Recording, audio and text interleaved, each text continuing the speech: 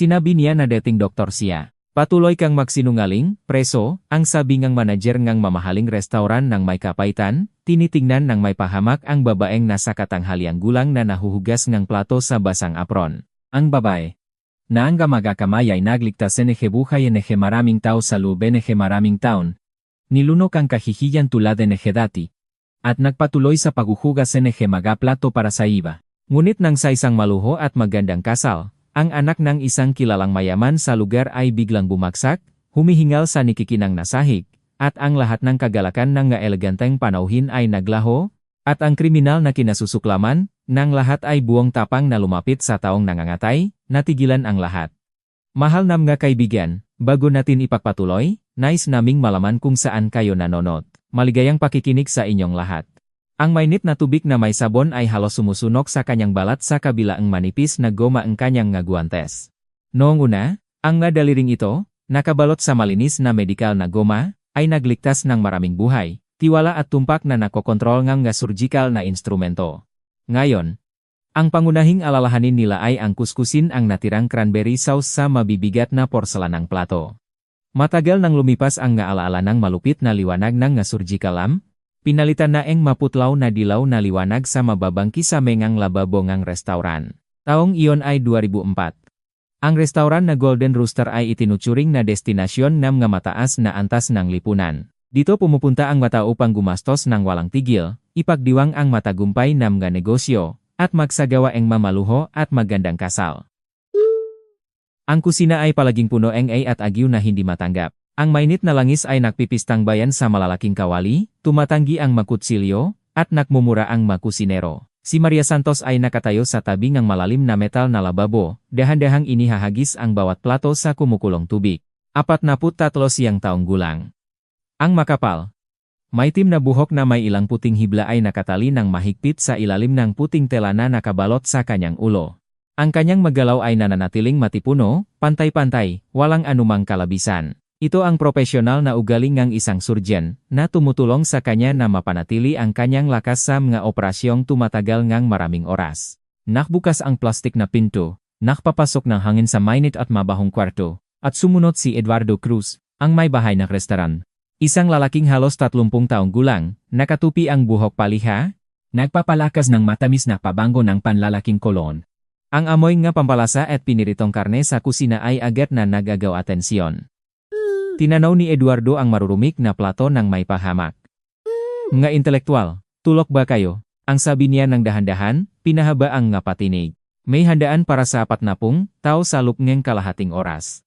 Kailangan ko ng malinis na basong alak, ngunit narito kayo na nakmumuni-muni sa isang plato lamang. Dahan-dahang isinara ni Maria ang gripo. Unti-unting huminto ang tunog ng tubig. Lumingon siya at tiningnan ang manager ng may pantay at hindi maarok na tingin, ang tingin na lagi sanang gumagawa kay Eduardo na pakiramdam ay hindi siya komportable. Ang magabaso ay nalinis na at nakalagay na sa serving table na, Eduardo, ang sabi niya ng kalmado. Sa kanyang boses ay walang kahit na anumang takot o pamumuri, tanging katahimikan, kalamigan, at pagiging mapagkakatiwalaan. At ang mga plato ay kailangang malinis din. O gusto mo bang makita ngang magkapanauhin ang bakas ng lipstick ng iba sa gilid ng tasa? Nagalinlangan si Eduardo ng may pag-alala. Ang babaeng ito ay nagpapagalit sa kanya. Ang tuwid niyang postura ay nagpapagalit sa kanya. Ang magalang niyang paraan ng pagsasalita ay nagpapagalit sa kanya. Ang paraan ng hindi niya pagtukoy pababa ay nagpapagalit sa kanya. Huwag kang magtangkang lokohin ako, ang bulong-bulong niya, tinatago ang kanyang pakabalisa sa pamamagitan ng pagiging bastos. Kilala namin ang ngatulat mo. Sinabi mong doktor ka. Ano? Patuloy kang magsinungaling, preso. Magpasalamat ka dahil tinanggap ka pa rin kahit may katayuan kang ganyan. Pakinggan mo, kulang na ang aking mapilak na kubyertos. Babalik ka rin sa kulungan. Biglang lumiko siya at lumabas, pinahandaan ang pinto. Hindi natinag si Maria, nananatiling nakasara ang kamay. Preso. Hindi na siya nasasaktan ng salitang iyon, naiwan na lamang ang mapait na lasa sa dulo ng niyang dila. Binuksan niya ulit ang gripo, inilagay ang makabilang kamay sa malakas na agos ng tubig. Tinakpan ng tunog ng tubig ang ingay ng kusina, at isinagawa ang kanyang isip pabalik sa nakaraan na desperado niyang pinagsisikapang kalimutan. Lumabas ang alaala ng natural, isang larawang gusto sanang sunugin ni Maria magpakailanman. Isang regular na bilangguan. Isang mahabang barak para sa 50 babaeng bilanggo. Ang hangin duwan ay makapal, mabigat, mabahong soap powder, murang sigarilyo, at tahimik na kasamaan. Sa unang araw, nang ang mabigat na bakal na pinto ay bumagsak sa likod niya, nagpasya ang nga lokal na bilanggo na subukan ang kanyang lakas. 3 kababaihan ang lumapit sa kanyang higaan. Ang lider. Isang mababa at matipunong babay na may magaspang na mukha, tahimik na inihagis sa marumi at basak na sahig ang maingat na tiklop na damit ni Maria. Ang ibabang higaan ay akin, intelektual. Akyat ka ba? Ang sigaw niya, naghihintay niyang luha, takot, o away. Hindi sumigaw si Maria. Dahan-dahan siyang tumayo, itinuit ang kanyang dibdib, at tumingin ng diretso sa mukha ng umaatake sa kanya. Sa sandaling iyon, ang surgeon mismo, na madalas na nakaharap sa kamatayan sa operating table, ay nagising sa loop niya. Mga anak, malambot ang boses ni Maria, ngunit tumunok ito ng malamig hanggang sa biglang tumahimik ang lahat ng pag-usap sa barak. 15 taon akong nakoperasyon ng ngapanloop na bahagingang katawan ng tao. Namasdan ko ang nga bagay na magpapahimatay sa inyo. Hindi kayo makakatakot sa akin sa pamamagitan ng isang sweater na inihagis sa sahig, pakibalik ang manggagamit sa lugar nila. Umatras sila, hindi dahil sa maasalita, kundi dahil sa tingin na iyon, mabigat at mapantas. Ngunit ang tunay na respeto ay dumating pagkatapos, 2 buwan ang nakalipas. Nang gabing iyon, ang tagapag-alaga ng barak, isang matandang napakataba na si Tasing, ay nasakta ng matinding pananakit ng tiyan. Naglalagi siya sa sahig, humihingal. Ang gwardiya naman ay nagpaabot lamang ng kamay. Ang nagpapanggap na may sakit na ito ay magtitiis hanggang umaga. At nun lumapit si Maria sa magabakal na rehas. Hindi siya naktatanong, nakutos siya. Ang pasyente ay pinaghihinalaang may peritonitis dahil sa pag-apog napdo. Ang mateknikal na terminong sinabi niya ay may ganon karaming tiwala na natigilan ang gwardiya. Kung walang mamedikal na tauhan na may stretcher na darating sa loob ng 10 minuto, magkakaroon ngang bangkay bukas ngang umaga. At sisiguruhin ko ng personal na ang ulat ay magtatala ng hindi pagbibigay ng medikal na tulong na nagdulot ng kamatayan. Kumukupat na ang oras. Tinawag ang ambulansya. Naoperahan si Tasing. Nang bumalik siya sa barak makalipas ang 1 buwan, ang unang ginawa. Niya ay lumapit kay Maria, at tahimik na naglagay ng isang piraso nga sukal sa ibabaw ng kanyang bedside table. Iyon ang pinakamataas na tanda ng pasasalamat. Mula sa araw na iyon, walang sinuman sa bilangguan ang tumawag sa kanya bilang preso o ng kanyang apelido. Tinutukoy siyang may pagalang bilang doktor. Nakaligtas si Maria duan dahil ipinagbawal niya sa sarili niyang lason ang kanyang sarili. Itinuturing niya ang kulungan bilang matagal at nakakapagod na shift sa ospital, kung saan kailangan mo lamang gawin ang iyong trabaho at mapanatili ang hitsura. Ngunit kung ang ngapaderngang bilangguan ay hindi nakapagbagsak ng kanyang kalooban, ang pagtataksil nga mahal niya ay nagiwan ng malalim at hindi mapagaling na nga bitak sa kanyang kaluluwa. Isa pang makinang at malinis na plato. Isinabak ni Maria ito sa tumpok. Tightened at naginit ang kanyang dibdib, parang may nakpaikot ng isang mainit na susi sa ilalim ng kanyang tadyang. Isang alingaw-ngaw ngang sakit.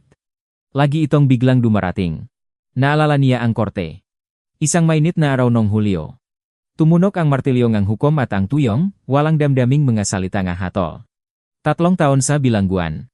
Nahanap lamang si Maria ngang isang tingin sa korte. Ang tingin ng kanyang asawa. Si Victor ay nakaupo sa ikalawang hilera nga upuan, ang lalaking isinabuhay niya at pinagbahaginan ng kanyang buhay sa loob ng 20 taon. Nakasuot ng tama sa mamahaling damit na lana, nakmukhang malayo siya sa kapaligiran ng korte. Nang ipahayag ang hatol, hindi tumayo si Victor o sumigaw dahil sa kawalang katarungan. Simpleng lumingon na lamang siya, inayos ang kanyang kurbata ng may pakasuklam, at tumungo sa pintuan. Hindi man nahintay hanggang ang posas ay nakalagay na sa mga pulso ang kanyang asawa. Kalaunan lamang nalaman ni Maria na ng oras na iyon, 6 na buwang nang namumuhay si Victor ngang dobleng buhay kasama ang isang batang empleyada mula sa kanyang firma ngang arkitektura. Ang pagdinig ay isang maginhawang dahilan para palayain niya ang sarili mula sa kanyang nakakainis na asawa at alisin siya sa kanyang matagumpay na talambuhay. At sa tabi nga, bakanteng upuan ni Victor ay ang kanilang anak na babae, si Dana. 18 pa lamang siyang taong gulang. Tiningnan ng batang babae ang kanyang ina ngang may malawak na mata, puno ngang pagkatakot at hindi pag-unawa. Ang matang iyon ay hindi nagtatanong ngang kahit isang tanong. Paano mo nagawa iyon, nanay? Ipinikit ni Maria ang kanyang mga mata, inisandal ang kanyang malamig na makamay sa gilid ng metal na lababo.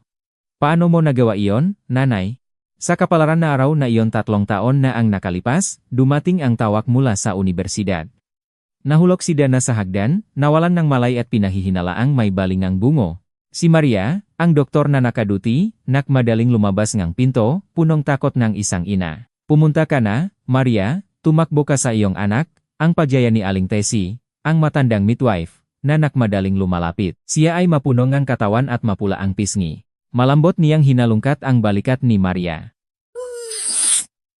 Alagaan ko ang ward. Medyo tahimik dito. May isang seryosong kaso sa kwarto 3, ngunit ang kanyang na vital sign ay normal. Pumunta ka na.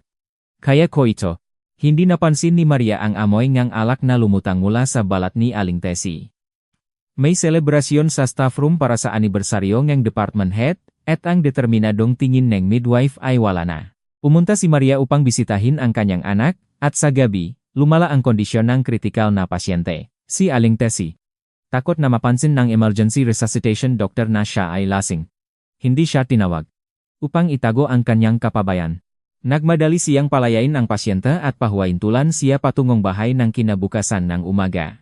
Namatay ang batang babae 3 araw pagkatapos mula sa sepsis. Nang magsimula ang investigasyon, umiyak si Aling Tessie nang may pag-alala para sa kanyang nga anak at nanawagan kay Maria na huwag wasakin ang kanyang buhay. Sa mga papeles, ikaw ang doktor na nakaduti, Maria, ngunit may sakit ang puso ko. Hindi ako mabubuhay sa kulungan, ang basa nga midwife, lumuhod sa walang taong staff room. At tinanggap ni Maria ang kasalanan. Nagtiwala siya na ang korte ayusin ang lahat, isaalang-alang ang mga pangyayari at magbigay ng suspended sentence, ngunit ang legal na sistema ay nangangailangan ng isang angkop na parusa. Hoy, Maria! Ang matalas na boses ng kusinera, si Rita, ay humila sa kanya mula sa kanyang maligayang pag-iisip. Nataranta si Maria at nagbukas ng mamata. Walang laman ang lababo. Si Rita, isang maikling, mataba na babaeng may 50 taon, ay nakatayo sa pintuan, nakasuporta sa frame ng pinto. Ang kanyang muka ay kakaibang maputi. Ang malalaking patak ng pawis ay kumikislap sa kanyang noo. Humihingal siya, lumalabas ng katangiang tunog ng sipol. Maria, ang pangalay na sabingang kusinera, inakap ang kanyang dibdib. Masama ang aking pakiramdam, halos takip silim na. Agad na inalis ni Maria ang kanyang maguwantes. Ang ingay ng kusina, ang kahihiyan ni Eduardo, at ang sariling sakit niya lahat ng iyon ay nawala sa isang kisap mata. Ang pasyente lamang ang natitira. Inawakan niya ang siko ni Rita, pinigilan siyang mahulog sa isang gilid, at nagutos na iupo siya sa mababang stool. Ang madaliri ni Maria, may sanay at tumpak na galaw, ay inilagay sa pulsong kusinera. Ang pulso ay mahina, pabaho-baho, at natakpan ng malakit na dakta. Ang kanyang makalabi ay nagsimulang lumilim. Humingha ng pantay-pantay, uminga sa ilong, ilabas sa bibig, nagutos si Maria. Ang kanyang boses ay malambot, ngunit ang katahimikang iyon ay naglalaman ng di matitinak na tiwala. Anong matableta ang iyong iniinom ngayon? Alalahanin mo. Nilunok ni Rita ang lawe ng matakaw, mahigpit na hawak ang kwelyong kanyang work uniform gamit ang kanyang matabang mga kamay. Umakyat ang aking presyon ng dugong umaga, ang pangalay na sabi ni Rita.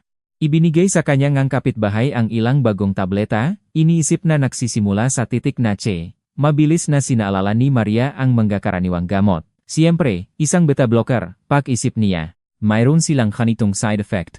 Matinding bronchospasm at pagbaba ng presyon.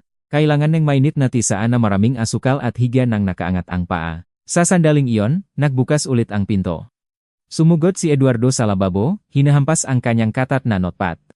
Hindi ko maintindihan, ano ang meron dito, isang clue para sa mga masisining na dama, sigaw ng manager. Hinahangat ng magapanauhin ang kanilang appetizer, habang ang kusinera ay magaan na nagpapahinga. Dahan-dahan tumayo si Maria, tinatakpan ang humihingal na si Rita. Sa malabong liwanag ng ilaw, ang kanyang figura ay namukotangi. Ang babaeng ito ay may matinding allergic reaction sa gamot. Eduardo, ang dahan-dahang sabi niya. Kung puwersahin mo siyang tumayo sa tabieng kalan ngayon, mawawalan siya ang malay sa loob-en 10 minuto, mahuhulog sa mainit na kawali, at kailangan mong ipaliwanag sa mga investigador kung bakit namatay ang isang empleyada sa iyong shift. Natahimik si Eduardo. Namumula ang kanyang pisngi, ngunit ang pananaw na kailangan niyang makitungo sa pulisya ay agad na nagpalamig sa kanya. Kinatatakutan niya ang anumang inspeksyon, lalo na ang nga maaring magbunyag ng kanyang nga personal na mapanlinlang na transaksyon. 15 minuto, ang utos niya, umatras ng isang hakbang. Painumin siya ng tubig at pumunta sa surfing area, ibabawas ko sa kanyang sahot ang oras ng paghihintay. Bumagsak ang pinto sa likod niya. Agad na nakpunan ni Maria ng mainit na tubig ang baso, naglagay ng 3 pirasong asukal, at iniabot kay Rita. Maliit na higop lamang. Bukas, pupunta ka sa doktor. Isusulat ko para sa iyo ang pangalan ng mas magandang gamot, malambot, na hindi nagdudulot ng bronchospasm. Niyakap ni Rita, ang makamay ay nanginginig, ang mainit na porselanang baso, at tiningnan ang manghugas ng plato ng may pagtataka. Maria, doktor ka talaga, bulong niya, unti-unting binabawi ang kanyang katahimikan. At bakit ka nandito sa ganitong kalagayan? Dahil sa isang pagkakamali, Rita, ang mahinahong sagot ni Maria, bumalik sa lababo at muling nagsuot ng ngagwantes. Dahil sa napakamahalagang pagkakamali. Ubusin mo na ang inumin at umalis ka na. Kapwa nating kailangan ang pera. Natapos ang kanyang shift pagkatapos ng hating gabi. Tinanggap si Maria ng Quezon City sa pamamagitan ng malamig na hangin ng huling bahagi ng tag-araw. Ang lungsod ay nalunod sa basang ulap, mabaho nga nasusunok na dahon, basa-basang aspalto, at usok. Ang mailaw ngali ay nagpapaliwanag ng maruming nga pudel sa kadiliman. Naglakad si Maria patungo sa hintuan ng bus. Maingat siyang nagtitipid ng bawat sentimo. Sa bulsang kanyang murang dayaket ay ang maingat na tiklop ng mga piso. Iyon ang kanyang bayad para sa 2 linggong mahirap na paggawa sa kusina ng mamahaling restauran. Ang paglalakbay ay nagdala sa kanya sa gilid ng lungsod, sa isang lugar na may mga lumang 5 palapak na gusali. Noon, sa ibang buhay, si Maria ay bumabalik sa isang malawak na apartmen na may mataas na kisame, kung saan ang kristal na chandelier ay kumikislap sa hardwood floor, at ang pasilyo ay mahinang nanggangamoy ng mamahaling pabango ni Victor. Pagkatapos ng pagdinig, mabilis na nag-file ng diborsyo ang dating asawa niya, at sa pamamagitan ng magabihasang abogado, ay nakuha ang karapatan sa dibisyon ng ari-arian, naiwan lamang si Mariang kaunting halaga. Ang halagang iyon ay sapat lamang upang magrenta ng isang maliit na kwarto sa isang komunal na apartment. Ang pintuan ng pasukan ay lumabas ng metal na tunok. Patay ang ilaw sa hagdan. Nagbilang si Maria ang bawat hakbang sa kadiliman tulad ng dati at pinihit ang susi sa lumang pinto, tinanggap siya ngang kwarto ngang mahalumigmik na hangin at mabigat na katahimikan. Mayroon lamang 2 ang pinakamahalagang kagamitan. Isang makitit na bakal na higaan, isang sirang wardrobe, at isang mesa sa tabi ng bintana. Walang kaginhawaan doon, isang hintayang lugar lamang sa pagitan ng shift. Hindi siya nakpalit ng kisame na liwanag, binuksan lamang niya ang maliit na table lamp. Hinubat ang diaket, umupo si Maria sa mesa, kinuha ang parang mahirap na kinikita mula sa bulsa, at hinati ang kaunting halaga sa 3 dipantay na bahagi. Ang unang bahagi, ang pinakamaliit, ay para sa bigas, pasta, at sa hanggang katapusan ng buwan. Ang ikalawa ay para sa upa sa mahirap na panginoong bahay, at ang ikatlo, ang pinakamabigat, ay maingat niyang inilagay sa isang simpleng puting sobre. Bukas, pupunta siya sa post office at makipadala ng pera ng hindi nagpapakilala sa isang maliit na bayan sa hilagang rehiyon, kung saan naninirahan ang isang matandang babae, na inilibing ang kanyang tanging anak, ang babaeng namatay mula sa sepsis sa kusonay dahil sa laseng na si Aling Tessie. Hindi may babangon ni Maria ang batang babae, hindi matanggal ang kanyang pirma mula sa logbook, ngunit ang buwanang sakripisyong ito ay ang kanyang sariling paraan ng pagdadala ng krus. Pagkatapos isel ang sobre, binuksan ni Maria ang drawer ng mesa at kumuha ng isang tumpok ng sulat na hindi pa nabubuksan. Lahat ay para kay Dana. Sa bawat isa, ay may nakalagay na Leona. Ang tatanggap ay umatras o tumangging makiisa. Sa ilalim ng sulat ay isang larawan. Sa litrato, may malusok at maligayang ngiting si Dana, nagyayakap sa isang malaking teddy bear. 15 taon siya sa larawan. Isang matalim at mabigat na sakit ang sumunod muli sa dibdib ni Maria, ang alingaungaw ay mas malakas kaysa sa anumang sigaw sa kulungan. 3 taon na, inalisan siya ni Victor sa buhay ng kanyang anak. Ginawa niya ito ng mabuti. Kinumbinsi niya si Dana na ang kanyang ina ay isang kriminal, isang kahihiyan ng pamilya. Sa kulungan, ipinagbawal ang natawag sa telepono, at ang kanyang nasulat ay ibinalik. Ngunit ngayon ay malaya na siya. Hindi na siya makapaghihintay pa. Malambot na pinukaw ni Maria ang kanyang may kapasong daliri sa mukha ng anak sa larawan. Bukas. Anak. Ang bulong niya sa katahimikan ng walang taong kwarto. Bukas pupunta ang nanay sa iyong pamantasan. Kailangan mong makinig sa akin kahit isang beses. Maingat niyang inihit ang larawan, humiga sa matigal na kutson, at ipinikit ang kanyang mamata. Pangako ng bukas ng pinakamatinding pagsubok sa kanyang bagong buhay. Mas kakilakilabot pa kaysa sa pagdinig, mas kakilakilabot pa kaysa sa kulungan. Bukas, susubukin niyang may balik ang kanyang anak. Ang maaga ay tinanggap si Maria ng makapal na ulap at malamig na hangin na tumutusok sa buto. Nagpapalipat ang hangin ng natuyong dahon at mga piraso ng lumang pahayagan sa punit-puwit ng aspalto. Bago pumunta sa universidad, dumaan si Maria sa post office. Amoy wax, alikabok na papel, at murang markang tinta ang pumulok sa kanyang ilong.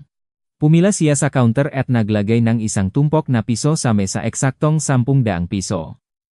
Ang cashier, isang matangkat na babay na walang kulot, ay walang interes na tinatakan ang resibo. Ang halagang iyon ay pinadala sa isang malalim na lugar, sa isang babaeng nararamdaman ni Maria ang kanyang sakit. 2 oras pagkatapos, nakatayo si Maria sa tabi ng malalaking haligi ng Polytechnic University of the Philippines. Dito nag-aral si Dana. 21 na siya ngayon, nasa huling taon ng pag-aral. Lumipas ang panahon ng walang awa, binubura ang isang kabuwang yugto sa buhay nga dalawa. Mahigpit na isinuot ni Maria ang kanyang manipis at murang diaket, patuloy na nagpapalit ng paa. Ang mabibigat na pintuan ay nagbubukas ng paulit-ulit, nagluluwa engenyang grupo engenyay na estudyante. Ang hangin ay makapal na may amoy ngamga tinapay mula sa malapit na tindahan at malakas na tabako. Sa wakas, ang pamilyar na anyo ni Dana ay lumitaw sa pintuan. Natigil ang hininga ni Maria sa isang sandali, naging mga maikli at mabilis na pahinga. Ang kanyang anak na babay ay kamanghamanghang paglago. Nawala na ang kabataang katangahan. Sa halip ay ang kumpiyansa ng isang batang babay. Nakasuot si Dana ng may estilo at maikli na leather jacket at flare jeans. Iyon ang pinaka-fashionable na fashion noong 2004. Malakas siyang tumatawa, nagtatalonge isang bagay kasama ang dalawang kaibigan, at nagpapalange isang bagong color screen na cellphone. Malinaw na isang mamahaling regalo mula kay Victor. Pumasok si Maria sa gitna ng grupo ng batang babay. Dana. Biglang huminto ang batang babay. Ang ngiti ay dahan-dahan, parang ayaw, naglaho sa kanyang mukha. Tahimik ang makaibigan, usisa ang tingin sa estrangerong babay sa punit na dayaket at magaspang na sapatos. Nanay, nilunok ni Dana ang laway, nagmadaling lumingon sa paligid, at pagkatapos ay mabilis, halos bastos, hinawakan ang siko ni Maria, at hinila siya sa isang tabi, nagtatago sa likod ng isang malaking concrete na drum ng basura. Bakit ka nandito? Ang boses ng kanyang anak na babay ay napatit, may kasamang takot. Sa kanyang mata ay walang kagalakan o sorpresa, lamang ang isang mabigat at masamang pagkatakot. Gusto kitang makita, ang mahinahong sabi ni Maria, sinusubukan na tumingin sa mga pamilyar na mata. 3 taon na ang lumipas, Dana. Sumulat ako sa iyo, ngunit ang mga sulat ay ibinalik. Mayroon silang dahilan para ibalik. Nangabalang inayos ni Dana ang sinturon ng kanyang bag. Ang kanyang mata ay lumipas ng may galit sa kolos na mga kamay ni Maria dahil sa trabaho, sa maputing buhok na nakakalat mula sa ilalim ng tela. Ipinagbawal ni tatay ang pagbabasaing mga basura na iyon. Ipinojiwala na niya ang lahat sa akin. Ninasira mo ang isang tao, at hindi mo man sumubok na magpaliwanag para sa aming kapakanan. Hindi iyon totoo, Dana. Hindi ko ninasira ang sinuman. Tinanggap ko ang kasalanan. Sapat na. Ang galit na sabing batang babae, ilang estudyante ang lumipas at lumingon nang marinig ang mataas na boses. Agad na ibinaba ni Dana ang kanyang boses sa galit na bulong. Hindi niya gustong gumawa ng gulo dito. Nag-aral ako sa isang kilalang paaralan. Ang aking fiancé ay mula sa magandang pamilya. Ang kanyang magulang ay nag-akala na nasa ibang bansa ang aking ina. At kung malaman nila ang katotohanan, gusto mo bang wasakin ang aking buhay tulad ng winasak mo ang iyong sarili? Ang nga salita ay matalas tulad ng kutsilyo, tumpak at masakit kaysa sa anumang pisikal na suntok. Naramdaman ni Maria ang isang bigat na kumakalat sa kanyang dibdib, parang isang malamig na bakal na bola ang dahan-dahang umikot duwan. Ito ang tunay na parusa. Nahihiya si Dana. Ang batang babae na pinalaki sa isang komportableng pamilya na may ama at arkitekto, biglang naging anak ng isang kriminal.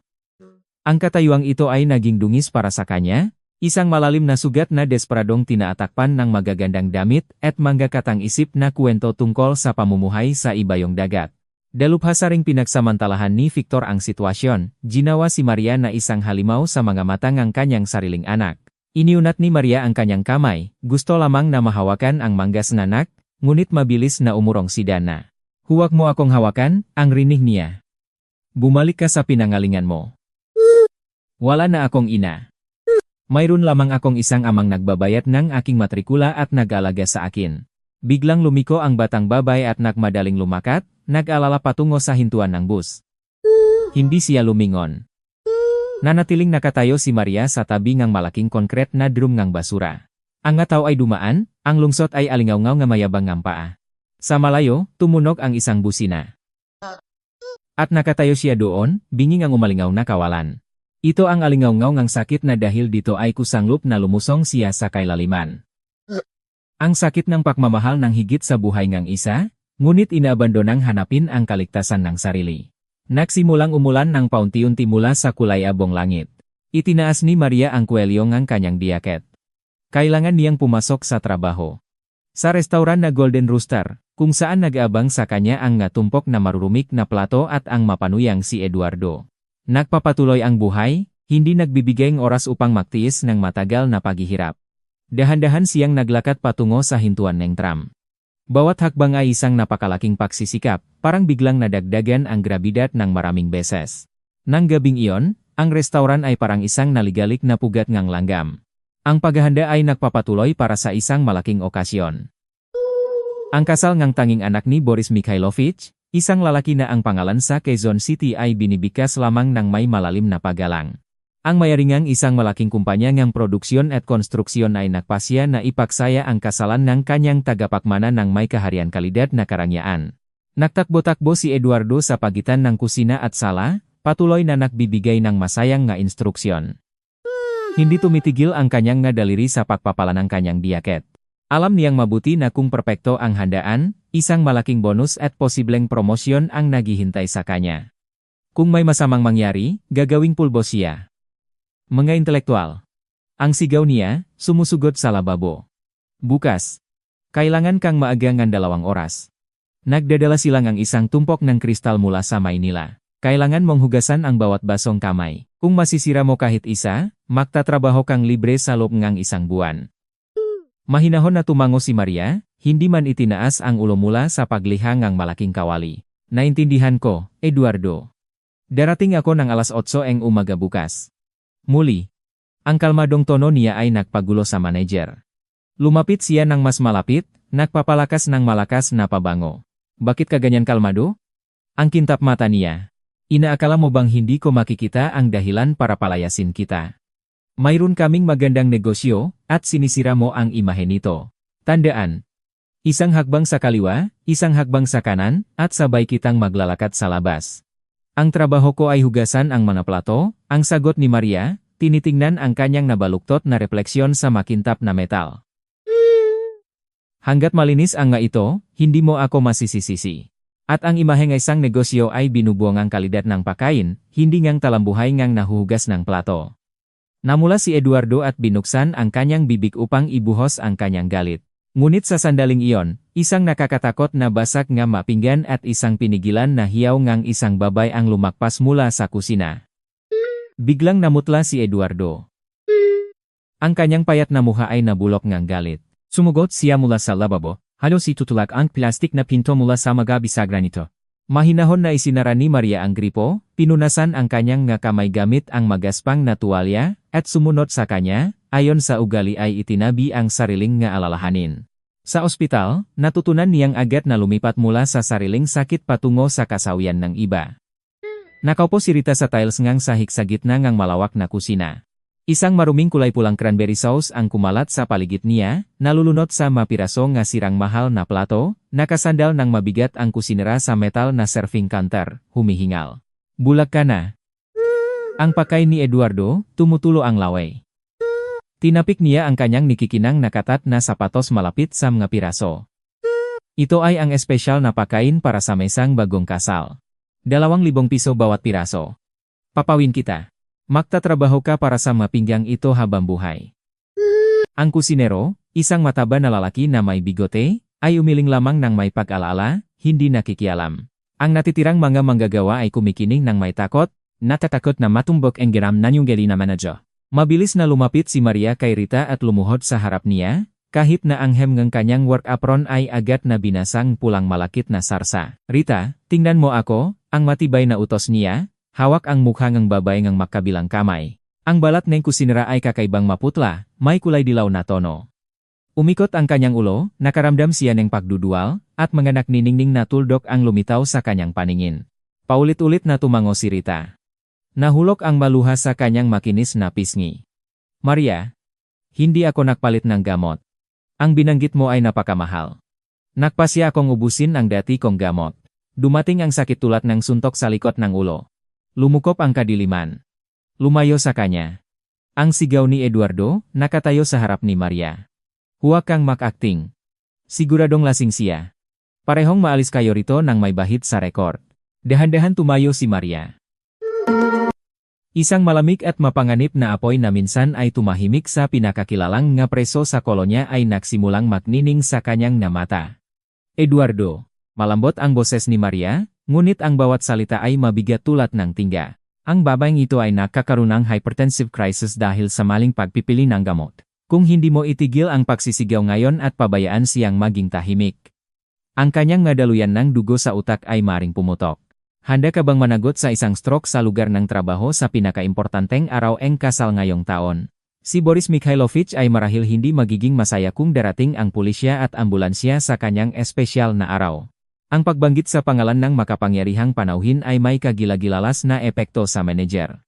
Agad siyang lumambot, nangambang inayos ang kanyang kurbata, at umatras ng isang hakbang ng may pakasuklam. Linisin ang lahat ng iyon, ang utos niya sa kusinero, at dalhin ang may sakit na babaeng iyon sa isang lugar na hindi ko makita, at kukunin ko ang kanyang bonus. Biglang lumiko siya, at nagmadaling pumasok sa sala, naiwan lamang sa likod ang isang matalaim na pabango. Tinulungan ni Maria na tumayo si Rita. Nakasandal sa balikat ng dating department head, lumakat ng pilay ang kusinera patungo sa makitit na bodega, kung saan nakalagay ang mga bag ng harina at asukal. Inupo ni Maria siya sa isang nakabaliktad na kahon, binasa ang isang malinis na tela sa malamig na tubig at inilagay sa likod ng ulo ng babay. Maupo ka ng tahimik, ipinikit ang mata, at huminga, ang mahinahong bulong niya. Inaamasahe ang mga pressure point sa pulso ni Rita upang mapawaan ang presyon. May gihaw ako ngang matamis na tsaa para sa iyo. Salamat, Maria, ang bulong ni Rita. Kung wala ka, sana ay tinanggal na niya ako sa trabaho. At alam mo, mayroon akong isang anak na lalaki, ako ay isang pasanin sa lahat. Natigil si Maria. Ang salitang pasanin ay bumali sa kanyang puso. Ang kamakailan na pag-usap niya kay Dana sa labas ng pamantasan ay bumalik, nagsusunog sa kanyang tiyan. Siya rin ay naging abala sa pamilya, isang bahid sa perpektong reputasyon ng kanyang dating asawa, isang kahihiyang sikreto sa sarili niyang anak. Mahinahon siyang humawak ng balikat ni Rita, nagpapasa ang kaunting init, at pagkatapos ay pumasok sa kusina. Kailangan niyang bumalik sa lababo. Ang trabaho, monotonyo at makapagod, ay ang tanging gamot na makapag-alis ng mainiisip niya, kahit sandali lamang. Dumating ang Sabado. Ang araw na inihandang restauran na Golden Rooster sa loob ng isang linggo. Dumating si Maria sa trabaho ng alas 7 ng umaga. Ang lungsod ay nananatiling tulok pa, natatakpan ng makapal na kulay abong ulap. Malamig ang hangin, pataas ang maulap ngang singaw. Ang malawak na bulwagan ng restauran ay maingay na. Pinakintap ng mawaiter ang mga tablangang narahanggang sila ay kumikinang. Naglagay ang mga nagbebentaeng bulaklak ng malalaking buket ng rosas at lili sa mga mesa. Ang kanilang matamis na halimuyak ay hinaluan ng amoy ng polyo para sa muebles. Isang hamon ang naghihintay kay Maria sa lababo. Ilang malalaking kahon ng makristal na baso na espesyal na dinalhin para sa handaan na yon. Ang manipis at malinaw na baso ay nangangailangan ng perpektong kalinisan. Walang dishwasher. Kamay lamang. Maligamgam na tubig. Mustard powder. At malambot na tela. Nakatayo siya sa lababo nga pinggan sa loob ng 5 oras. Ang kanyang likod ay patuloy na sumasakit, pahirap hanggang maging pamamanhit. Matagal nang nasira ang kanyang rubber gloves, at ang mainit na tubig ay natuyo ang kanyang nga kamay ng malupit. Hinawakan ni Maria ang isa pang baso, maingat na ibinabad sa tubig, hinugasan, at inilagay upang matuyo. Ang mapaulit-ulit na galaw ay naglagay sa kanya sa isang uring trance. Sa mga sandaling ganon, madalas siyang nag-isip tungkol sa ospital. Ang patuloy na buzzing ng fluorescent lamp sa pasilyo. Ang amoy ng alkohol at kemikal. Ang nag-alalanggang muka ng mga magiging ama sa labas ng delivery room. Minahal niya ang kanyang trabaho hanggang sa halos lahat ay nalimutan. Bawat iyak ng isang bagong sanggol ay isang personal na tagumpay laban sa kawalan. At ngayon ay pinupunasan niya ang ngabakas ng isa pang nilalang na sumasalubong sa buhay. Naalala niya si Vorobyova, ang pasyenteng iyon, ang batang babay. Siya ay may maliwanag, halos transparent na mga mata at isang nunal sa kaliwang pisngi.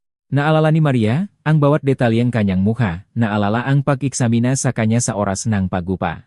Ngumiti ang batang babae, hinimas ang kanyang malaking tiyan at bumubulong, sabik na akong makita ang aking anak na lalaki. Ang anak na lalaki ay ipinanganak na malusok, ngunit ang kanyang ina ay namatay ilang araw pagkatapos sa isang pribadong klinik, kung saan dinala siyang laseng na si Aling Tessie upang maiwasan ang responsibilidad para sa simulangang impeksyon. Mabigat na nagbuntong hininga si Maria, sinusubukang itaboy ang mga alaala. Wala siyang karapatang mawalang ng puso, hindi dito, hindi ngayon. Nang lumubog ang gabi, umabot ang tensyon sa kusina sa pinakamataas na antas. Dumating si Boris Mikhailovich, ang bayaningang handaan o mas tama, ang nagbabayad para sa malaking palabas na ito. Isang malaki, kulay bumbuhok, matibay ang baba, at may matalinong matalas na mata. Sumusugot siya sa salatulad ng isang general bago ang isang mapagpasyalagang labanan.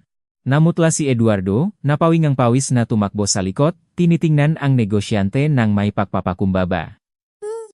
Pinakmamasdan ni Maria ang nga ito sa pamamagitan ng pinto ng lababo na bahagyang nakabukas. Nakmumukha si Boris Mikhailovich ng nakatago at nakatagong lakas, ang uring ng taong sanay na ang buong mundo ay sumusunod sa kanyang kagustuhan. Nagbibigay siya ng maikling nga utos. Hindi tumatanggap ng anumang paktanggi. Hindi nagtagal, nagsimulang dumating ang mga panauhin. Nagsimulang tumuktok ang live na musika. Isang string quartet, nakaupo sa isang maliit na entablado, ay nagsimulang tumuktok ng mga klasikal na melodiya. Ang alom nga mamahaling tela, ang tingtining ng kristal, ang mga tawang malakas at ang mahinang ingay nga boses ay punong restauran. Isang oras pagkatapos, dumating ang bagong kasal. Nakita ni Maria ang maito ng sandali nang dala niya ang mamalinis na tray sa serving area. Ang lalaki, si Daniel, ay isang bata, matangkat at payat na lalaki na may maharlika ang hitsura. Nagmukhang pagod siya, at ang kanyang ngiti ay may bahid na, puwersahan at hindi natural. Sa tabi niya, nagniningning ang nobya sa loob ng maluwak na gawng ng gabi, ingwantahan ng kumikinang na mga bato, nagpapaalalang ang isang tindahan ng cake. Ang handaan ay masayang nagpapatuloy. Nagmamadaling nagdadala ang mga waiter ng mainit na mga appetizer, caviar, malilit na pinirito na tinapay na may karne, at litson. Ang kusina ay mainit tulad ng oven. Nagsisinigawan ang kusinero sa isa't isa. Ang ingay ng mga pinggan ay nakasamang pinagsamang isang maingay na tunog. Walang tigil na nagtatrabaho si Maria. Ang tumpok ng marurumik na pinggan ay nabuo ng nakakatakot na bilis. Ang tubig sa lababo ng pinggan ay kamakailan nang lumabo dahil sa mantika. Kailangan niyang palitan ang tubig tuwing 10 minuto. Sumasakit ang kanyang likod, nang hihina ang kanyang paa. Hoy! Magmadali! Ang sigaw ni Eduardo habang dumadaan. Kumikislap ang kanyang muhang pawis. Nakiling ang kanyang bautaye sa isang gilid. Ang pangunahing ulam ay halos may hay na. Kailangan ng malinis na maplato para sa laro. Bilisan mo na, mga matalino. Tahimik na tumango si Maria, hindi man binabawasan ang bilis. Alam niya na itinutuan ni Eduardo ang kanyang tensyon sa kanya. Mahina siya, at ang mahina ay palaging sa instinct na naghahanap nga hindi makakalaban, upang mapataas ang kanilang katayuan sa pamamagitan ng pag-abuso sa kanila. Sa kolonya, ang mataong ganun ay tinatawag na asong gubat. Ang boses ng host, isang bisitang bituin mula sa kabisera, ay tumalap sa buong bulwagan. Nagbabasa siya ng mabubuwis na pagbati at nagsasalita ng biro na nagpapahindik ng panauhin. Nakaupo si Boris Mikhailovich sa ranggong pangunahing upuan, nagtatangkilik ng marangal habang tumatanggap ng pakbati. Malinaw siyang napaka-proud sa okasyong ito. Ang magarang kasalngan niyang anak ay isang magandang testamento sa kanyang katayuan at kapangyarihan sa harap ng kanyang kasosyo sa negosyo. At ngayon, mga ginoo at ginang, marangal na inanunsyo ang host. Ang kanyang boses ay umalingaw sa pamamagitan ng sound system kahit sa kusina. Ang pinakamapakilos at pinakaromantikong sandali ng gabing ito. Ang unang sayaw ng bagong kasal. Inaasahan ko na samahan ng lahat ang bagong kasal. Nagpalit ng ritmo ang musikro, at ang malambot, nagalih na mga akord ng waltz ay nagsimulang tumuktok. Huminto ang mga manggagawa sa kusina ng ilang minuto at pumisil sa nagiging pinto na nagdadala sa sala. Sabik ang lahat na makita ang magandang tanawin sa harap. Kahit ang pagod na si Rita ay lumapit, nakasuporta sa frame ng pinto. Pinunasan rin ni Maria ang kanyang nga kamay at lumayo patungo sa pinto. Sa pamamagitan ng malabong salamin, nakita niya sina Daniel at ang kanyang batang asawa na pumasok sa gitna ng silid. Ibinaba ang liwanag, naiwan lamang ang mga sinag na dumadaplis sa mag-asawa sa gitna ng kadiliman ng gabi. Nagsimula silang umikot. Malakas na tumawa ang nobya, itinaas ang kanyang ulo. Lumilipat ang kanyang gown, kumikislap sa ilalim ng liwanag. At naroon ang lalaki. Ang mamata ni Maria, sanay sa pagpansin sa pinakamaliit na mga detalyeng isang tao, ay agad na natukoy ang mga alarming na senyales. Ang nagalaw ni Daniel ay mahigpit at hindi natural. Hindi siya nangakay ng kanyang kasama kundi nakatukot ng mabigat sa kanya. Kumikislap ang kanyang mukang pawis, at ang natitirang kamay ay awkward na inihihimas ang kanyang dibdib. Oh! Napakaganda! Ang buntong hiningangang batang waiter na nakatayo malapit. Tulad ng pelikula. Nananatiling tahimik si Maria, ngunit isang hindi nakikitang tali ay humigpit sa loob niya. Ang profesional na inatasan, na natutulog sa loob ng 3 taon, ay bigla na lamang nagising. Tumunok ng isang matalas na babala. Mayroong hindi tama. Ang musika ay lalong dumaming sigla, at ang mag-asawa ay lumiko patungo sa ibang direksyon. At pagkatapos ay biglang tumigil si Daniel sa gitna ng silid. Sinubukan niyang huminga. Ang kanyang katawan ay lumawak ng matakam, tulad ng isda na itinaboy ng alon sa pampang. Nagbukas ang kanyang mga mata ng malaki dahil sa biglang hindi matanggap na pagkatakot. Ang kanyang madaliri na sumipit sa baywang ng nobya ay lumuwag. Nagsimula siyang dahan-dahan, parang sa mabagal na paggalaw, na mahulog sa nikikinang nasahig. Sumigaw ang nobya at sinubukang hawakan siya, ngunit ang bigat ng kanyang katawan ay humila sa kanya pababa. Huminto ang musika ng may maingay na akord. Isang segundo nang nakakagilalas na katahimikan ang yumakap sa buong bulwagan, pagkatapos ay siniraeng matalas na hiyaw ang isang babay. Daniel! Panginoon ko, tulungan siya. Ang magarang bulwagan ng restauran ay biglang naging magulo. Ang tunog ng nabasak na baso mula sa mga walang ingat na kamay ay parang naputok ng baril. Tumayo ang mapanauhin ng mabilis, itinaop ang mabibigat na kahoy na upuan. Ang amoy ng mamahaling pabango, halong ang ihaw na karne at tunanaw na kandila, ay biglang naging nakakainis at mahalumigmig. Agad na napalibutan ng karamihan ang lalaking nakahiga sa sahig. Sumisigaw, nagtutulak. At isang tao ay nagdiin ng napkin na puno ng brandy sa ilong ng lalaki. Ang nobya, lumuhod sa nalukmok na gown, umiyak ng malakas, hinihila si Daniel sa balikat. Eduardo, doktor. Ambulansya. Ang sigaw ni Boris Mikhailovich ng malakas at mabigat, pumutol sa makapal na panlibok ng napanauhin. Ang muhang makapangyarihang negosyante ay biglang naging nakatakot na pula. Ang kanyang mabibigat na mgano ay kumukuha ng paulit-ulit. Nakatayo si Eduardo nang tigila sa tabi ng haligi, parang napipi. Ang kanyang muha ay namutla. Sa nanginginig na makamay, sinubukan niyang ideal ang numero sa kanyang cellphone, ngunit ang kanyang nga ditumatugong nga daliri ay lumago mula sa maliliit na plastik na pindutan. Nalaglag ang device sa kanyang kamay at bumagsak sa sahig ng may mabigat na tunog. Natumba ito. Natitigan ni Eduardo ang nabasak na device, hindi makakilos. Hindi nagalinlangan si Maria kahit isang segundo. Ang kanyang nga rubber boots ay gumawangang mabigat na tiktak sa tileng kusina.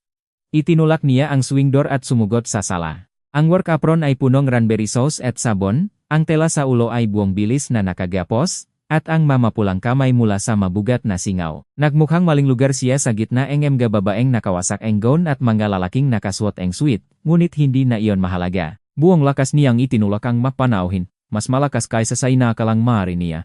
Umalis kayo ron, alisin ang inyong magkamay sa kanya. Ang sigaw niya. Nasa instinct ay nagtaas ng magkalalakihan sa tabi niya. Sa sandaling iyon, wala nang natitirang anuman mula sa nagdadalangang platong overloaded sa loob niya, na nagdurusa sa pang-abuso nga superior. Ang surgeon, ang department head, ay bumalik, isang taong sanay sa pag-akay sa mga tao palayo sa kamatayan. Pinuno ni Maria ang puwang, tinahimik ang kaguluhan. Lumayo, pinagagamitan niya ng hangin. Lumuhod siya sa tabi ni Daniel, marahas na itinulak ang kamay ng nobya nang muling sinubukang hawakan ang lalaki. Huwag siyang yanigin, ang galit na sabi ni Maria. Gusto mo bang ganap na patayin siya? Umatras ang batang babae, tinatakpan ang kanyang mukha ng kamay.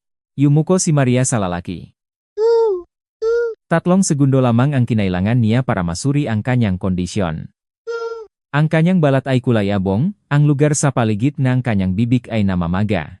Ang hininga ay mababaw at umaangal, may kulay rosas na bula sa labi. Ang daliri ni Maria ay sumabog sa carotid artery ng laki. Mahinang pulso, hindi regular, parang nawawala sa ilalim ng kanyang daliri. Talamak na kaliwang ventricular failure.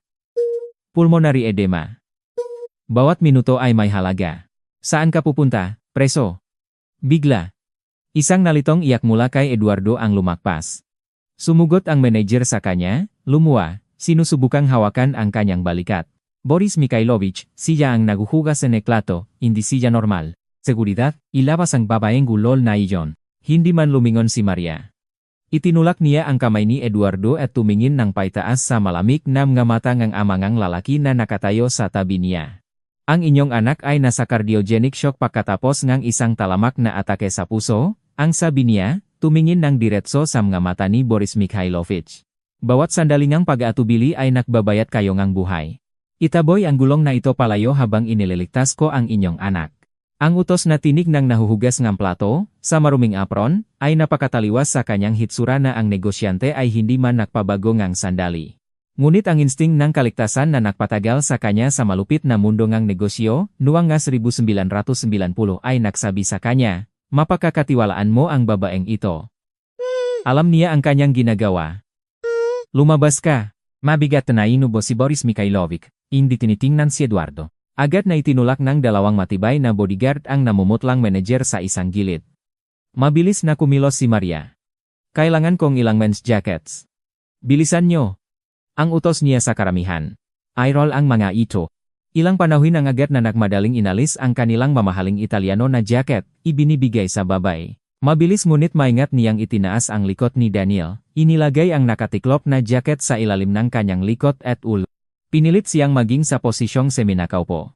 Nakatulong ito upang mapagaan ang bigat sa pagod na puso at mabawasan ang dami ng dugo na bumabalik sa baga. Itiklop ang kwelyo, luwagan ang kurbata, alisin ang sinturon, patuloy na nagutos si Maria ng may mabait na tono. Buksan ang bintana. Tama na, hindi ako nagmamalasakit kung minus temperatura na sa labas. Kailangan niya ng sariwa. Nagmadali ang malalaki patungo sa mabibigat na kurtina, binuksan ang mataas na mga bintana. Isang malamig na hanging gabi ang pumasok sa mainit at gulugulang silid, nagpagalaw sa makandila sa mesa ng may takot. Tinawagan na ba ninyo ang ambulansya? Ang tanong ni Maria nang hindi itinaas ang kanyang ulo, patuloy na sinusubaybayan ang pulsong lalaki. Oh, ang sigawng isa sa karamihan. Paparating na sila. Humihingal si Daniel. Bahagyang nabuksan ang kanyang matalukap nga mata. Ang kanyang tingin ay walang laman, punong instintibong takot sa papalalapit na kawalan. Sinubukan niyang hawakan ang kanyang dibdib, humihingal. Maging tahimik. Bigla nagbago ang boses ni Maria. Nawala ang dating kabigatan, pinalitan ng malambot, tiwala, at mapanghikayat na boses.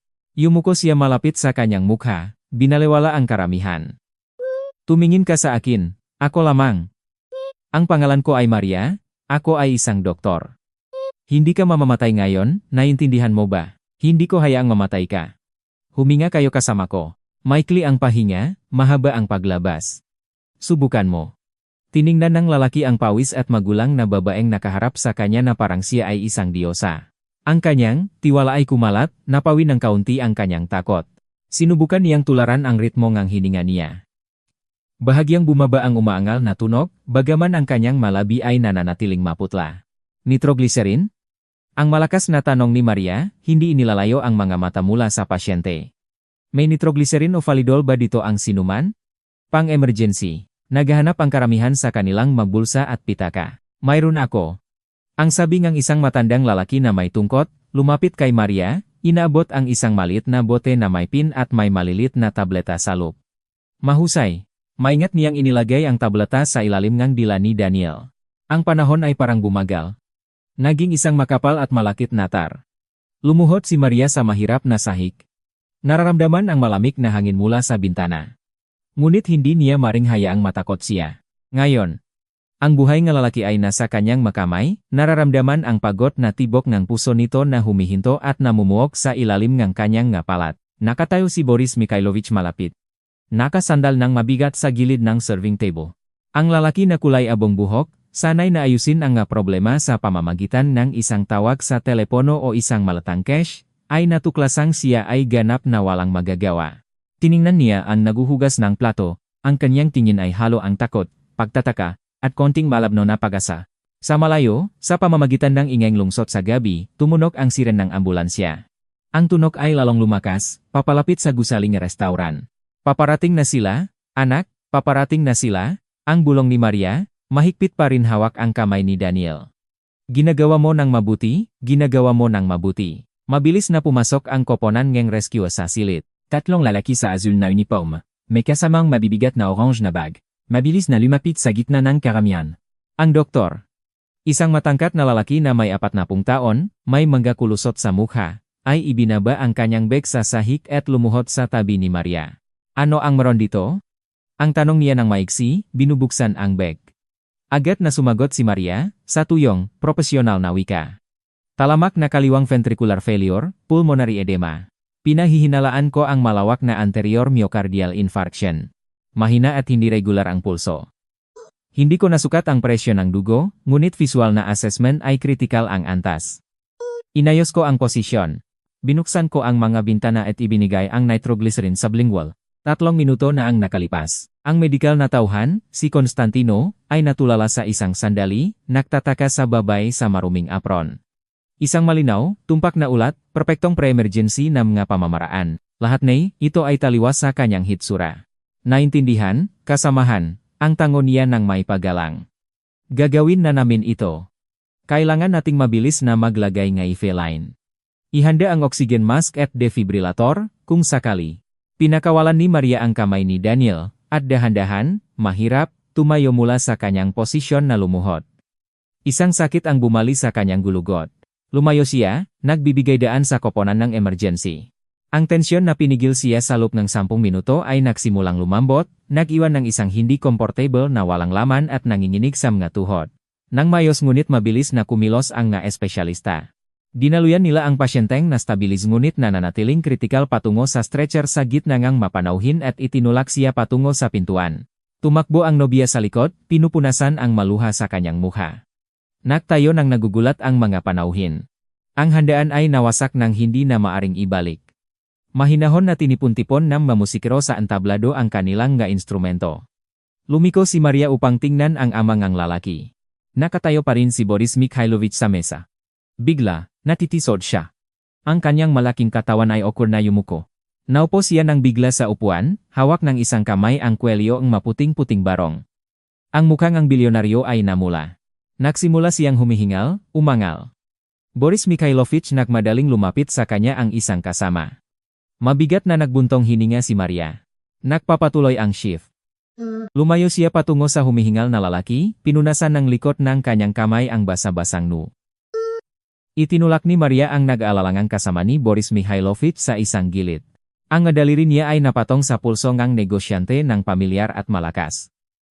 Isang mabigat na martilyo ngang panday bakal ay tumilapon ng lumikhang resonansya. Ang ugat sa ilalim ng balat ay kumikiskis tulad ng isang lubid. Ang balat ng negosyante ay punong pula at maliwanag na mga tuldok. Humihingal siya, hawak ang kwelyong kanyang maputing barong. Walang seryoso, ang sabi niya ng kalmado, pantay, tumingin ng diretso sa namumulang mamata ng lalaki. Biglang pagtas ng presyon ng dugo. Pinagsama ang matinding stress. Isang panic attack. Ngumanga si Boris Mikhailovich sa kanya, ang kanyang mukha ay madilim. Ang inyong anak, si Daniel, ay mabubuhay, ang sabi ni Maria, ang kanyang boses ay matatak at tiyak, tinatayo ang kanyang takot. Dumating ang medikal na koponan sa tamang oras. Napigilan ang atake sa puso. Ngayon ay dinadala nila siya sa cardiac intensive care unit. Siya ay nasa pangangalaga ng mga espesyalista.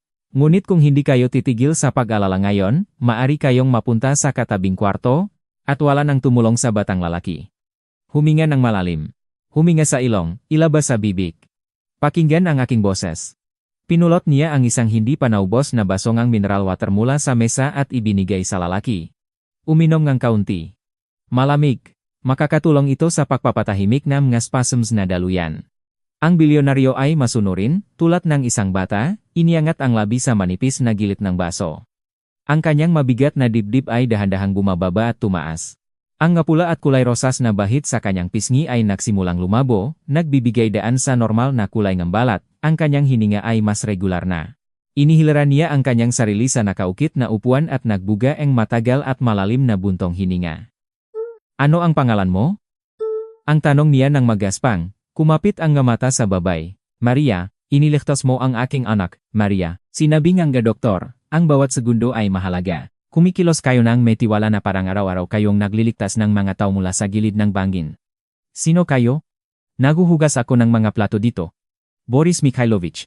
Umatras siya ng kaunti, isinilit ang kanyang namumula at paa sa mainit na tubig na mga kamay sa bulsang basang work jacket. Ang nahuhugas ang plato ay hindi maaring masuri ang karamdaman sa unang tingin at hindi maaring magutos ang emergency personnel sa antas ang medikal na profesional. Sa sandaling iyon, si Eduardo, ang manager ng restauran, ay lumabas mula sa likod ni Maria. Kamakailan lamang ay nanginginig sa harap na takot sa likod ng kurtina, ngayon ay sinusubukan niyang maibalik ang kontrol at mapaboran ang isang mayamang customer. Boris Mikhailovich, sa ngalan ng lahat ng tao, patawarin po ninyo ito. Ang labi ni Eduardo ay nalubasok sa galit, ang nanginginig na mangga daliri ay itinuro kay Maria. Nabanggit ko sa inyo, hindi siya mapagkakatiwalaan. Siya ay isang dating bilanggo, naglingkod sa isang correctional facility, isang detainee. Hindi siya dapat payagang makalapit sa manormal na tao. Sino ang nakakalam kung ano ang kanyang pinaplano? Isang mabigat na katahimikan ang yumakap sa malawak at tiwalangang bulwagan. Dahan-dahan lumingon si Boris Mikhailovich. Ang kanyang maitim na mamata ay nagliliwanag ng tunay na galit, puno ng panakot na nagpatitigil sa pagsasalita ni Eduardo at sa instinct na umatras ng isang hakbang. Halos itinaob ang upuan. Isara ang iyong bibig. Sabi ko ng mahinahon, ngunit sapat na lakas para mapatunog ang mga kristal na globo sa chandelier, ang sabing negosyante. At isang salita papatungo sa kanya, ipapakulong kita. Sisiguruhin ko iyon. Mawala ka sa aking paningin. Ang manager ay nawala na parang tinangay ng malamig na hangin. Lumiko ang negosyante upang tingnan si Maria. Nakatayong tuwid ang babay, pinanatiling ganap ang kanyang dignidad. Walang kahihiyan, walang anumang pagtatangkang magpaliwanag para sa sarili, walang pangalis sa iba.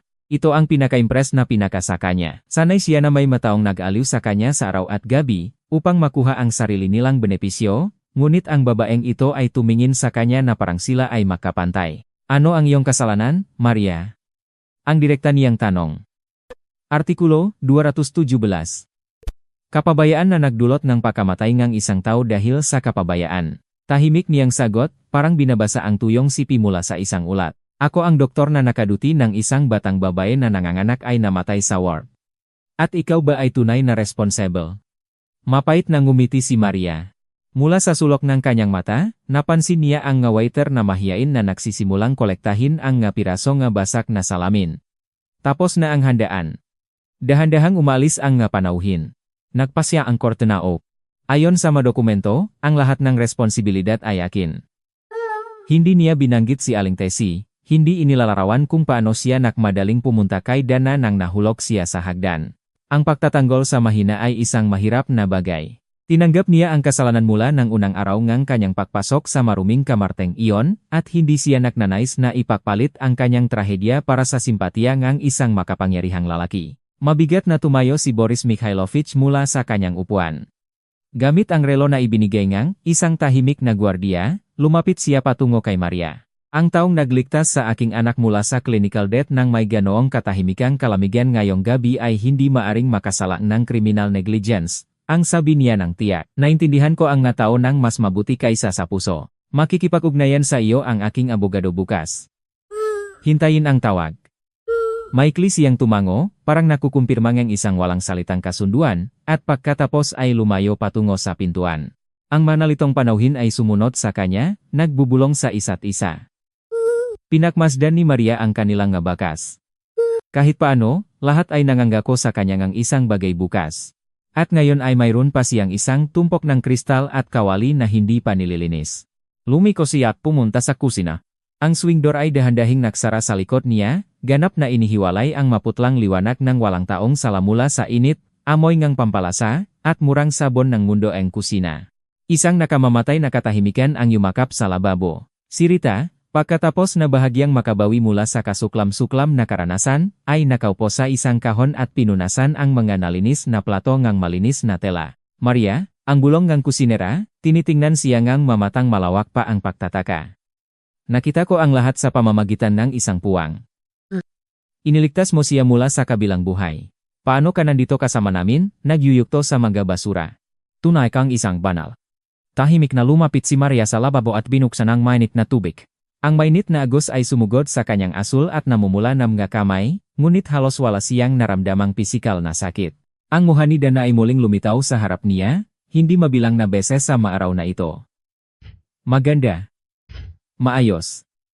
Ang mukha ng kanyang sariling anak, nilubang ang kahihiyan at paggamak. Ipinagbawal ni tatay ang pagbabasa nga basura na iyon. Ninasira mo ang isang tao. Ang masalitang iyon tulad ng mabigat na martilyo na tumama sa kanyang sentido, pinahit ang tunok ng tubig. Kung makita lamang ni Dan na siya ngayon, kung maunawaan lamang niya na ang makamay nganyang ina, na siya ay nasuklam na itulak sa pintuan ng pamantasan, ay nakapagbigay lamang ng buhay sa anak ng iba, nakapagligtas sa lalaki mula sa gilid ng bangin. Ngunit wala si Dana doon. Nandun lamang ang pagod na si Rita, ang tumpok na marurumik na plato, at isang mahaba at walang katapusang gabi sa harapan. Kinuha ni Maria ang isang matibay na metal na brush at nagsimulang kuskusin ang matibay na mantika sa mabigat na cast iron kawali. Bawat galaw ay nagdudulot sa kanyang balikat ng maputik na sakit. Ang trabaho ay nagligtas sa kanya. Ang trabaho ay pumigil sa kanyang isip na lumunot sa pintong kawalan ng pag-asa. Malapit na umaga, natapos ang mahirap na shift. Hindi lumitaw si Eduardo sa kusina hanggang madaling araw, nagtatago sa opisina na may boteng ang brandy. Siya ay takot. Hindi takot na matanggal sa trabaho, kundi takot sa hindi nakikitang ngunit nakikitang proteksyon na biglang ibinigay ngang makapangyarihang Boris Mikhailovich sa ordinaryo, nakakatakot na babaeng ito. Lumabas si Maria, nanginginig sa malamig na umaga. Malapit nang magising ang Quezon City. Ang unang mahihinang sinang ang araw ay tumusok sa mababang, basa-basang mga ulap, pinalitaw sa maputlang rosas ang mga tsimenea ng pabrika sa abot tanaw. Lumakat siya ng mahina patungo sa hintuan ng bus, nakaramdam ng ganap na walang laman. Sa loob niya ay walang kasiyahan sa buhay, wala ring pag-asa sa pangako ni Boris Mikhailovich. Ang bilangguan ay nagturo sa kanya magpakailanman na huwag magtiwala sa mabubuwis na salita. Ang maaksyon lamang ang mapagkatiwalaan. Ang tunay na katarungan ay bihirang dumating na may malakas na pagpapalakpak. Kadalasan, tahimik itong dumarating, halos walang tunog, kapag ang pag-asa ay naging abo. Ang handaan sa kasal ay naging isang alamat sa Quezon City. Eksaktong 10 araw ang lumipas. Nagpapatuloy sa pagtatrabaho si Maria. Bawat umaga, nagsusuot siya ng mga rubber boots, nagtataling ang tela sa ulo, at nakatayo sa lababo. Si Eduardo ngayon ay umiwas sa lababo. Ang kanyang mayabang na boses ay umaalingaw-ngaw lamang sa sala, at mas gusto niyang makipag-usap sa nahuhugas ng plato sa pamamagitan ni Rita. Ang takot sa hindi nakikitang tagapagtanggol ay naging paralisa para sa manager, ginawa siyang isang duwak na anino.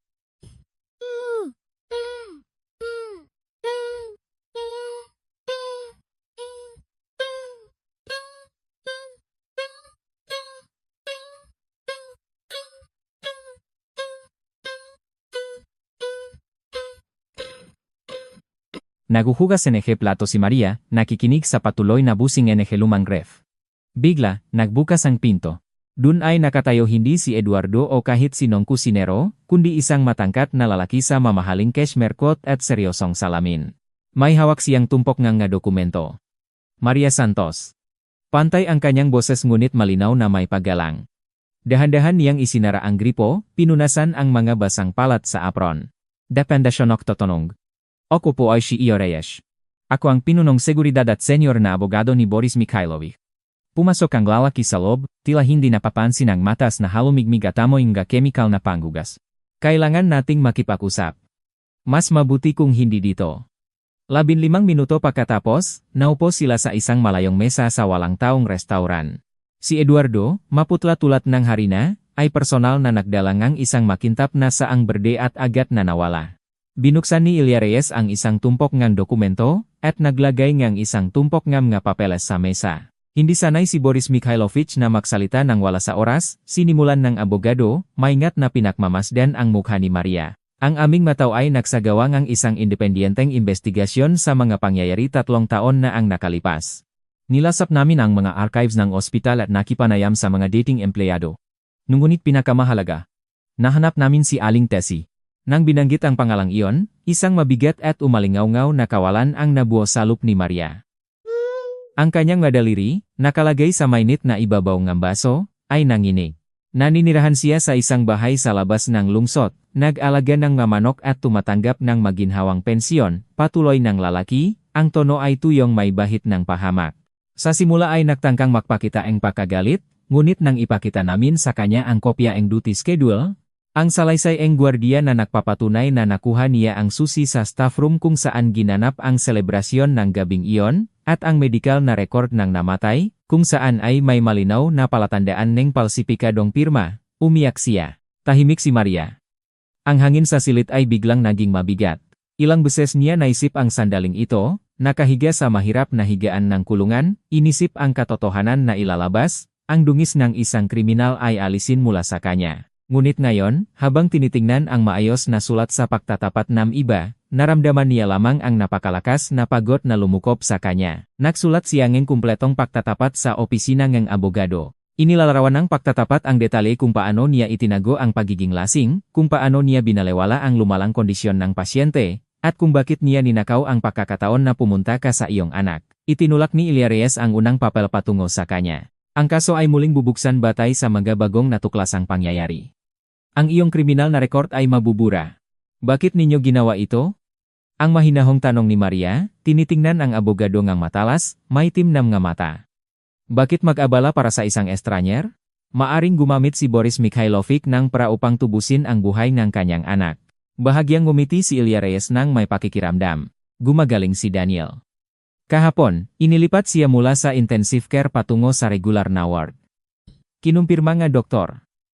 Kung hindi para sa tamang at profesional na mga aksyon ninyo sa maunang minuto, ang makahinatnan ay maaring napakaseryoso. Naniniwala si Boris Mikhailovich na ang isang bihasang at mahinahong surgeon tulad nito ay hindi dapat maghugas ng plato. Ito ay isang kahangalan. Kumuha siyang isa pang dokumento mula sa tumpok. Isang matibay na sobre na gawa sa mamahaling katat na papel. Sinuri rin namin ang iyong mapinansyal na katanungan. Alam namin ang tungkol sa buwanang mapadala, na iyong ipinadala, sa inangang namatay na batang babay. Naalagaan na ni Boris Mikhailovich ang bahay na iyon. Ang matandang babay ay nabigyan ng bagong bahay sa sentro ng rehiyon at isang walang limitasyong account para sa medikal na paggamot. Hindi na siya kailangan pa ng anuman. Ang iyong pasanin ay naalis na. Maria Santos. Humikpit ang dibdib ng babay hanggang sa nahirapan siyang huminga. Yumuko si Maria, itinago ang kanyang mukha. 3 taon, dala niya ang pasan ng kasalanang ito tulad ng isang mabigat na bato, sumasakit ang kanyang nga kamay. At ngayon, may dumating at kinuha ang pasanin. Salop ng sobre ay isang atas ng pagtatalagang siya ang direktor ng bagong medikal na sentro na itinayo ng kanilang kumpanya. Ang pagbubukas ay salop ng 1 buwan. Mayroon kang oras upang magpahinga at ayusin ang nga bagay. Tumayo ang abogado, isinara ang kanyang jacket. At may isa pa. Nagtanong din kami tungkol sa iyong dating asawa, si Victor. Nagtaas ng ulo si Maria. Kailangan ni Boris Mikhailovich na ibigay ang kopya ng ilang madokumento sa iyong anak na babay, si Dana. Ang tono ni Ilya Reyes ay naging matalas. Dapat malaman ng batang babay kung sino ang nag-frame ng kanyang ina sa pamamagitan ng pagtanggi na kumuha ng isang magandang abogado, at kung sino ang gumamit ng pera ng kanyang ama upang suportahan ang kanyang nga sikreto relasyon ng matagal bago pa ang pagdinig. Paalam, Maria Santos. Umalis siya, nagiwan sa kanya ng nag-isa sa malaking mesa. Ang mga kristal na chandelier ay kumikislap sa paligid niya, at may malambot na musika sa background. Tumingin si Maria sa mapapel at naramdaman ang alat sa kanyang labi. Sa unang pagkakataon sa loob ng maraming taon, ang hindi nakikitang baluti ay pumutok, nagpalaya ng pinigil na maluha. Tahimik na umiyak si Maria. Ang mabihira at mabigat na luha na iyon ay naglinis ng kanyang kaluluwa, inalis ang duming ng bilangguan na malalim na nagugat, ang kapaitan ng kahihiyan, at ang pakiramdam na paralisang ng takot sa hinaharap. Ang shift ay nagwakas ng matagal sa gabi. Lumabas si Maria sa pinto para sa mga empleyado papunta sa kalye. Sa wakas ay dumating na rin ang taglamig. Ang malalaki at malambot na mabutil ang ulan ay dahan-dahang bumaksak sa itim na aspalto, nagpapatahimik sa ingay ng malakas na Quezon City. Ang hangin ay malamig at malinis. Ang maliwanag na liwanag ay nakpapaliwanag ng isip. Isang anyo ng isang batang babay ang nakatayo sa tabi ng nag-isang poste ng ilo, patuloy na nagpapalit ng sidan na. Lumapit ang batang babay. Ang liwanag ng dilaw ay nagpakita na siya ay nanginginig sa ginaw. Wala na siya ngayon ang mayabang, mapuwersang maskara na suot niya sa pagkikita nila sa labas ng pamantasan. Ang kanyang mukha ay maputla, ang kanyang ngalabi ay bahagyang nanginginig. Mahigpit na hawak niya ang isang makapal na sobrangang papel sa kanyang kamay. Nanay. Ang salita ay lumakpas sa kanyang ngalabi ng dahan-dahan, halos kawa-awa, at agad na nawala sa malamig na hangin. Natigwil si Maria. Walang paninisi, walang kayabangan. Isang mabigat na katahimikan ang yumakap sa kanilang dalawa, kung saan ang ngareklamo nga nakaraang taon ay mabilis na lumipas. Patuloy siyang nagsisinungaling. Yumuko si Dana, tinitingnan ang kanyang basa-basang na sapatos. Ang kanyang boses ay naputol sa isang putol-putol na bulong. Tatay? Pinalayas niya ang ama ko mula sa bahay upang komportable siyang mabuhay kasama ang babaeng iyon, at sinabi niya sa akin na ang ama ko ay isang panganib sa aking reputasyon, na kriminal ang ama ko. Nabasa ko ang madokumento, nakita ko ang mapetsa. Nanay, patawarin mo ako. Patawarin mo ako, kung maari mo, nakaramdam ako ng kahihiyan sa harap mo. Humakbang si Maria. Iniabot niya ang kanyang ang makamay na magaspang dahil sa mainit na tubig at kemikal, at niyakap ng mahigpit ang kanyang anak na babay. Inilubok ni Dana ang kanyang mukha sa magaspang na telang lumang diaket ng kanyang ina at nagsimulang umiyak ng malakas, tulad ng isang bata. Ang nga daliri ay kumukuha ng mahigpit sa mga balikat ni Maria. Inayos ni Maria ang kanyang malamig na buhok, humihinga ang pamilyar na pabangong nakalimutan. Naramdaman niya ang kakilakilabot na alingaw-ngaw ngang sakit na lumalayo kasama ang ngaluha, magpakailanman nawawala sa gabing ambon. Lahat ay humipo ng tahimik. Isang kapayapaang matagal ng hinihintay ay dumating. Umuwi na tayo, Dana, ang sabi ni Maria ng may mainit na tono. Marami tayong kailangang pag-usapan. Isang buwan pagkatapos, ang malawak na opisina ay mahinang nangangamoy ng ozon at sariwang tinta and mga medical na jurnal. Nakatayo si Maria sa harap ng isang malaking salamin, dahan-dahang inibatan ang kanyang puting lab coat, maingat na pinaplansa. Ang makapal na tela ay komportableng yumakap sa kanyang nabalikat. Ang tunog ng gapindutan na maingay na tila ang pinakamahusay na musika sa kanyang tainga. Ang musika ay pagbabalik sa tunay na tawak ng kanyang buhay. Ang kanyang makamay ay hindi na nakatago sa mabulsangang pantalon. Ang mamayos at mahinahong nga kamay ng isang makaranasang surgeon, nasa likod na niya ang nakaraan, ay sinara ang mabigat na pinto ng isang muling pagdinig at ng tapat na pagdatapat ng midwife na si Aling Tessie. Mainaw na nagbukas ang pinto NG opisina. Isang batang nar sa maayos na uniforme ang lumitaw sa pintuan. Maria Santos. Ang marespetong sabi NG batang babae. May isang pasyente sa kwarto 3 na nagreklamo ang patuloy na sakit. Maari po bang pumunta kayo? Lumiko si Maria. Ang matatak at tiwala na liwanag ay nagningning sa kanyang maitim na mga mata. Darating na ako, ang sagot niya. Tumawid siya sa pintuan ng klinika, lumabas sa maliwanag na pasilyo ng klinika. At bawat hakbang na ginawa niya sa nikikinang na sahig ay hakbang ng isang taong muling nanalong ang kanyang nararapat na lugar sa mundong ito. Minsan ay binibigyan kita ng buhaya nga mapaminsalang suntok, kinukuha ang iyong nga pakeng maskara at ikinakalat ang iyong pang-araw-araw na kaginhawaan. Ang kulungan, ang pagtataksil nga asawa, ang matigas na paggawa, at ang kahihiyan. Ang lahat na ito ay maring manakop sa iyo, at maring duruhin, kang making alikabok. Ngunit ang tunay na lakas ng isang tao ay hindi na sa kakayahang maiwasan ang pagbagsak, kundi na sa kakayahang pangalagaan ang sariling kaluluwa hanggang sa katapusan. Upang hindi maging mapait, upang hindi maging bulak sa kasawian ng iba. Ang katarungan ay hindi isang buta, at mapanganib na pagkakataon. Ito ang natural na resulta ng ating sariling nga pagpili. Panatilihin ang iyong pagkatao, kahit ang mapangyayari ay nagutos sa atin na maging lobo. Ang kabutihang itinapon sa tubig ay mabibiyayang bumalik. Ang kwento ni Maria ay nakaantig ba sa inyo?